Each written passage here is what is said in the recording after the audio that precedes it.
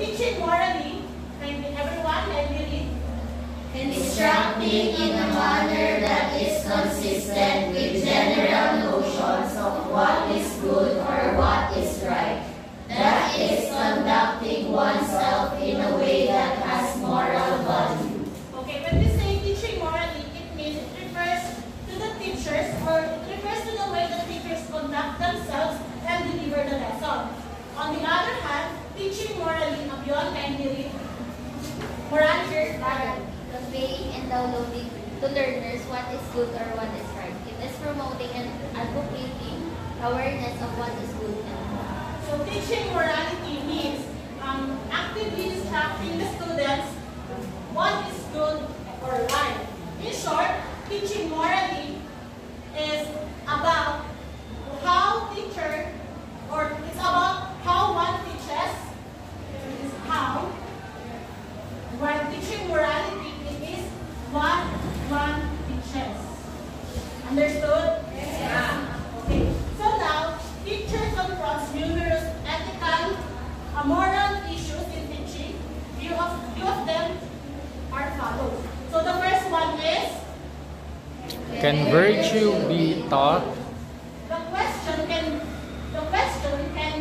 virtue be taught, is a moral issue in teaching profession.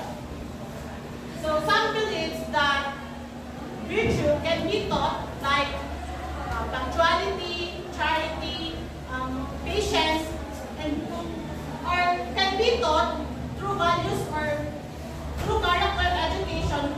The teachers are the moral or the role models.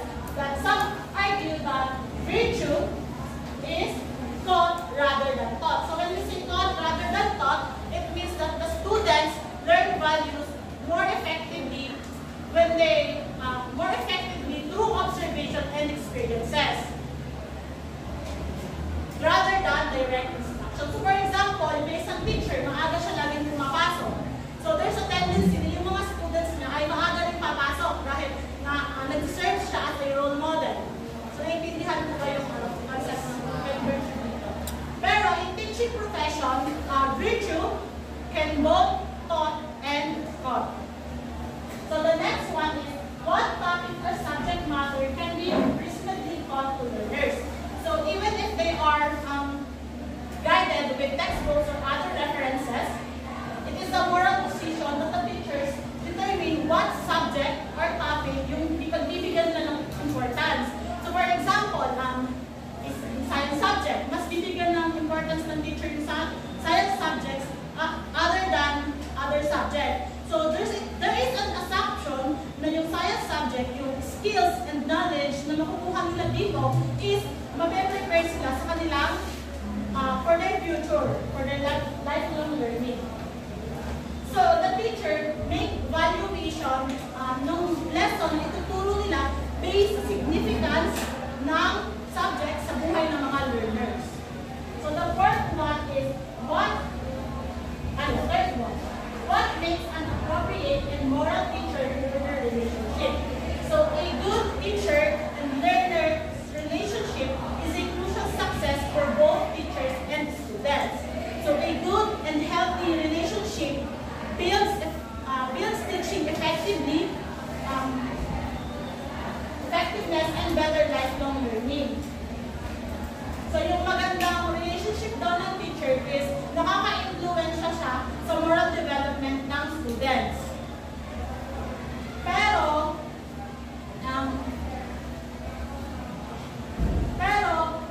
dapat meron din siyang limitation. So the next one is to what extent should teachers care for the learner? Hanggang saan aabot ang pagiging caring mo sa iyong estudyante? Yeah. So care is the most important virtue that the teacher should show to their students. So for example, may estudyante ka, naglalakad pa uwi, nakita mo, sinabay mo pa uwi, tapos nihatid mo sa bahay nila. So yun daw, nagpapakita siya ng professional care. Pero pag araw-araw mo nang ginawa, naghatid sundo na yung student mo, it is no longer a manifestation of professional care. So dapat, alam mo yung limit ng pag-care mo sa iyong estudyante.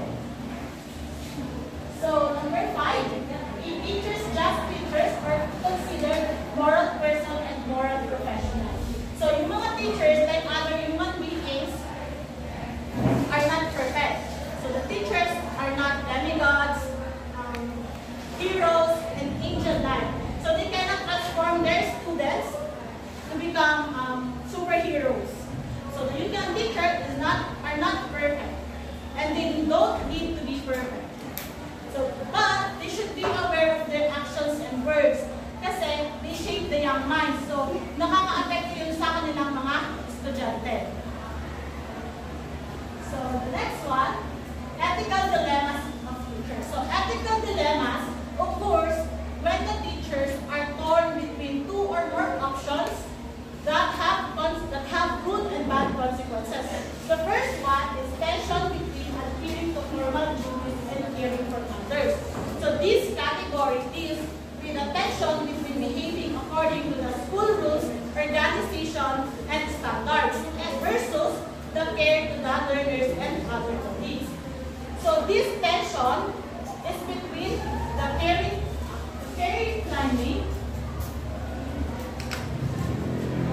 climbing, and the formal climbing. So when we say care climbing, it is the attention to individuals or the social needs.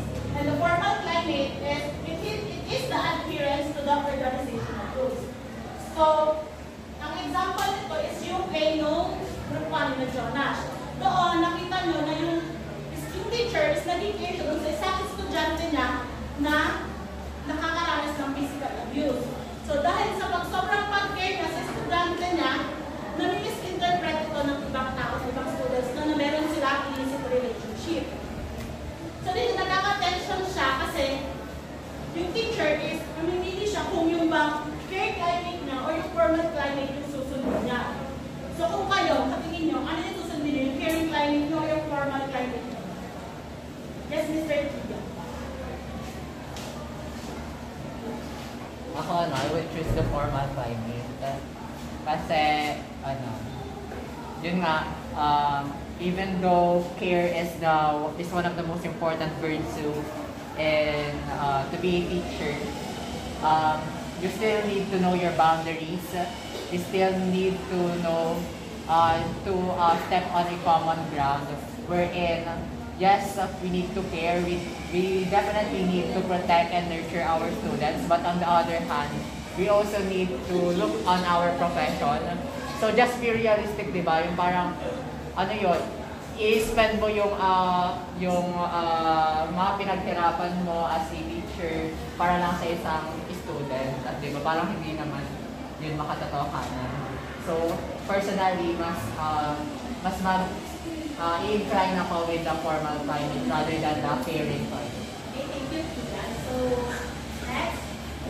Let's proceed to the second one, which is the tension between promotion of egalitarian practices and attention to differential needs. So, this category emphasizes the importance of treating everybody equally. So, for example, yung sa play naman ng second presenter, doon, pinakita na yung teacher is meron siyang different kind of student. Yung isa fast learner, yung iba naman slow learner. So, yung dun sa slow learner, mas nag-give pa ng time yung teacher nila compared sa fast learner para makahabol siya sa topic. Pero, dahil nagbigay siya ng more time dun sa slow learners, nagkaroon ng tension kasi mas bibigyan lang niya ng pansin yung kanyang mga slow learner students. And yung tension na experience is regarded as time because in teaching, time is an essence in teaching. It's difficult to the teachers to give equal time for all the learners depending or based on their abilities, academic performances, and needs. So the third one is tension between advancing educational processes and covering curriculum content. So this category deals with the tension between the envision of a teacher role as mediators of knowledge and their role as an educator. So for example, yung play naman namin, nakita nyo doon na yung isang teacher is parang nahuli na siya sa topic nila na parang covered sa book examination. Ngayon, mas gusto niya kasi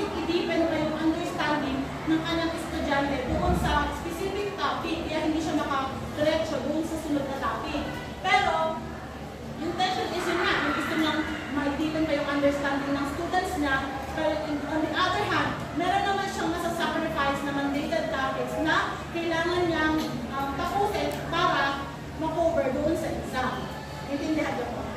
Yes. So the last one is tension between supporting school norms and attending to family norms.